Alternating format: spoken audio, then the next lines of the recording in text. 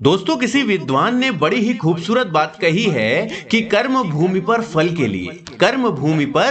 के लिए श्रम तो सभी को करना पड़ता है।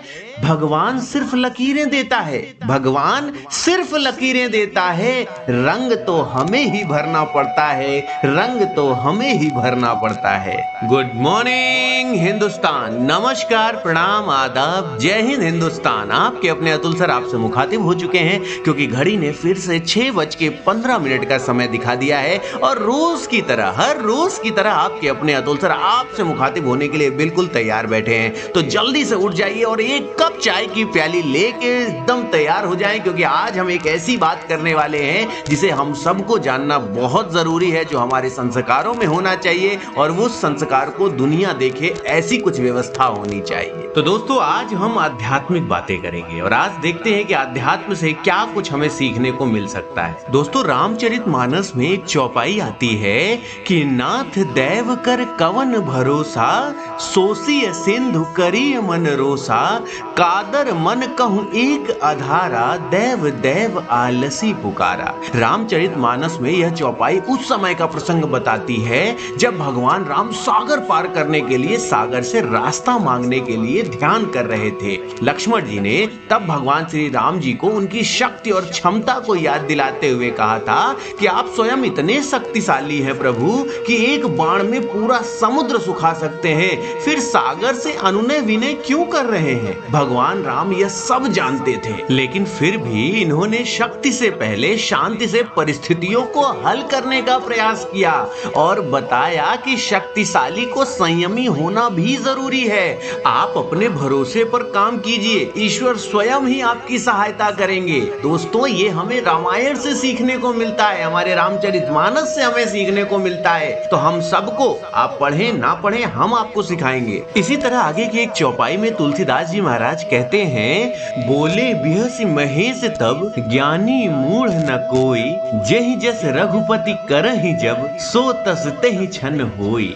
इस चौपाई में बाल कांड का प्रसंग बताया गया है। इसमें भगवान विष्णु के रामावतार का कारण और भगवान की लीला का उद्देश्य समझाते हुए यहाँ भगवान शिव कहते हैं कि कोई भी इस भ्रम में ना रहे कि वह सर्वज्ञानी है या कोई हमेशा मूर्ख ही रहेगा। भगवान की जब जैसी इच्छा होती है तब वह प्रत्येक प्राणी को वैसा ही बना देते हैं। इसलिए कभी किसी चीज का अहंकार नहीं करना चाहिए, क्योंकि जो अहंकार करते हैं वह समाज में कभी आगे नहीं बढ़ पाते। इसी तरह आगे भी गोस्वामी तुलसीदास जी महाराज कहते हैं कि काम क्रोध मद लोभ सब, नाथ नरक के पंथ, सब परिहरि रघुबीर हैं, भजहु जहि संत। दोस्तों, ये प्रसंग एक आता है जहाँ विभीषण जी रावण को पाप के रास्ते पर आगे बढ़ने से रोकने के लिए समझाते हैं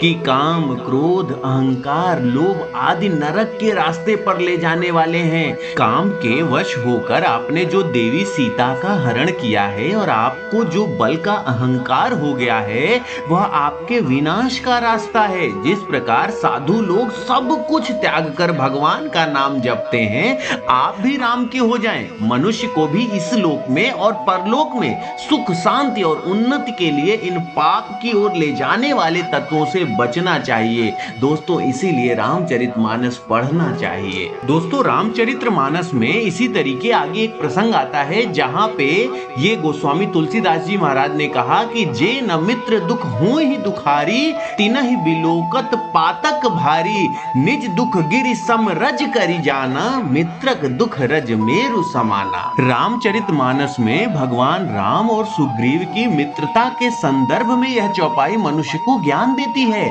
कि मित्रता निभाने वाले की भगवान भी सहायता करते हैं। अरे, जो लोग मित्र या फिर दूसरों के दुख को देखकर दुखी नहीं होते, उन लोगों की मदद नहीं करते, ऐसे लोगों को देखने से भी पाप लगता है। जो लोग अपने दुख को भूलकर दूसरों की सहायता करते हैं, ईश्वर स्वयं उसकी मदद करते हैं।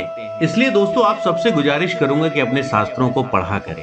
जितना आप फिजिक्स, केमिस्ट्री, बायो, मैथ्स ये सब पढ़ने में समय निकालते हैं, पढ़िए, जरूरी है। लेकिन जिंदगी के संस्कार अगर सीखने हैं, जिंदगी में कुछ बेहतर करना है, जिंदगी में समाज को समझना है, जिंदगी में परिवार को समझना है, तो याद रखिएगा शास्त्र इसमें बड़ी महत्वपूर्ण भूमिका निभाते हैं। तो जो भी मेरी आवाज सुन रहे हैं उन सबसे हाथ जोड़ के करबद्ध निवेदन है कि अपने शास्त्रों को पढ़ा करें। अगर पढ़ने का टाइम नहीं है तो रोज सुबह 6:15 पे अपने अतुल सर से मुखातिब होना मत भूलिएगा। शास्त्रों को मैं पढ़ाऊंगा आपको, मैं आपको शास्त्र सिखाऊंगा, मैं आपको अपने जो भी हमारे शास्त्र हैं मैं उनसे परिचित कराऊंगा, जिससे आप कम से कम अपने शास्त्रों को जान सकेंगे। लेकिन रोज 6:15 पे आपको मुझसे मुलाकात करनी पड़ेगी। तो आज के लिए इतना ही। यदि आपके पास भी ऐसे कोई धार्मिक, आध्यात्मिक या कोई भी मोटिवेशनल कोर्स, स्टोरी कुछ भी है, आप मेरे टेलीग्राम चैनल मोटिवेशनल गुरु अतुल सर, जो कि मेरा टेलीग्राम चैनल है, आप उसे ज्वाइन कर सकते हैं। वहां अपने कोर्स भेज सकते हैं, वहां अपने आप स्टोरी भेज सकते हैं, जिसे मैं पढ़ूंगा और उसे हमारी टीम सेलेक्ट करेगी, उसे पूरे हिंदुस्तान के सामने लेके आएंगे और दुनिया आपको जानेगी, दुनिया आपके मोटिवेशनल को सुनेगी और जिंदगी में कुछ बेहतर करने का प्रयास करेगी। तो आज के लिए बस इतना ही। मस्त रहें, खुश रहें, सलामत रहें, आबाद रहें, जहां भी रहें स्वस्थ रहें और इसी तरीके से हंसते, खिलखिलाते, मुस्कुराते रहें। Thanks a lot.